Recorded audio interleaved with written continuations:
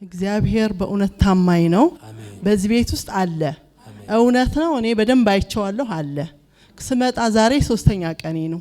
መጀመሪያ ቀን ስመጣ በጣም ያመመኝ ነበርና ኦፕራሲዮን ተደርጌ እዚህ ላይ ታፋዬ ላይ እንዲ ባንድ በኩል ጉርጉድ ያለ ነገር ነበረ እና የደደረም ነገር ነበረ የቀረ ማለት ነው።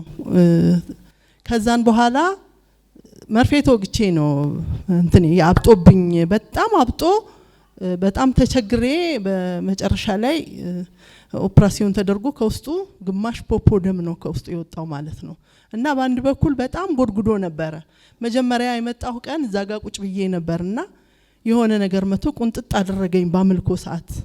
ከዛ እንዴ ምንድነው አልኩና የሆነ ነገር ተሰማኝ ዝም አልኩኝ። ከዛ ቀስ ብዬ ስዳብሰው ያ የጎደጎደው ነገር ሞልቷል። እንዴት እንደሞላ አላውቅም። ክብር ለእግዚአብሔር ይሁን። እልልታ ጭብጨባ ምንድነው ዛሬ?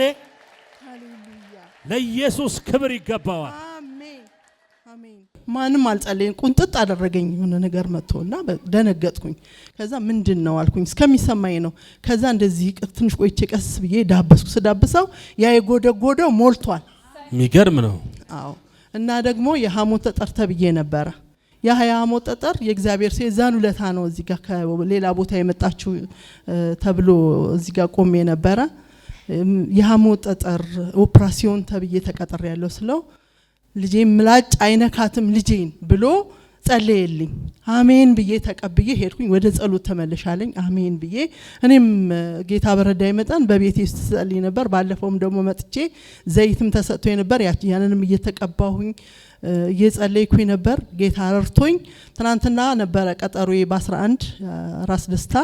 ከዛን ነፃ ደህና ነኝ በቃ ሰላም ነኝ። ከ6 ወር በኋላ ለመታየት ክትትል እንድታደርጊ ከ6 ወር በኋላ ብሎ ሐኪም ዶክተሩ በቃ በነፃ ምንም ነገር ሳልሆን ኦፕራሲዮንም ጠጠሩ የለም አሉ። ጠጠሩ የለም አሉ። የለም ሰላም ነኝ በቃ እኔ ራሴ ሰላም ነኝ። እኔም አምኛለሁ ደህና ነኝ ሰላም ነኝ በቃ። ኢየሱስ ጌታ ነው። አሜን። እልልታ ጭብጨባ ለኢየሱስ ክብር። እኔ ይሄ ቤት በእውነት የፈውስ ቤት ነው። ብዙዎች ከረጅም ጊዜ ቋጠሮ ሲፈታ ይቻለሁኝ። ከ20 ዓመት በላት ይኸው እህቴን ይዣት መጥቼ ጓደኛዬ ናት እህቴ ናት በጌታ ባለፈው ከ20 ዓመት ጀምሮ የነበረ ለዋ ላይ ተጣብቆ እየታደሰ የኖረ የድግምት ስራ ፈርሷል። እግዚአብሔር ይባረክ። ይሄው ደህና ነች። አሁንም እሷ በጣም ቀሏት ሰላማዊ ሆናለች። ምንድነው ብዙ ነገር አይቼ ነው በቴሌቪዥን አይቼ ነው የመጣሁት። ብዙ ነገር ለውጥ አለኝ። በጣም በብዙ የምታመመው እግሬን ራሱ ታመም ነበር ይሸመቀቀኝ ነበር። በአንድ በኩል በዚህ እንደዚህ ሰላም ነኝ ደህና ነኝ። እግዚአብሔር ክብሩን ይውሰድ። አመሰግናለሁ።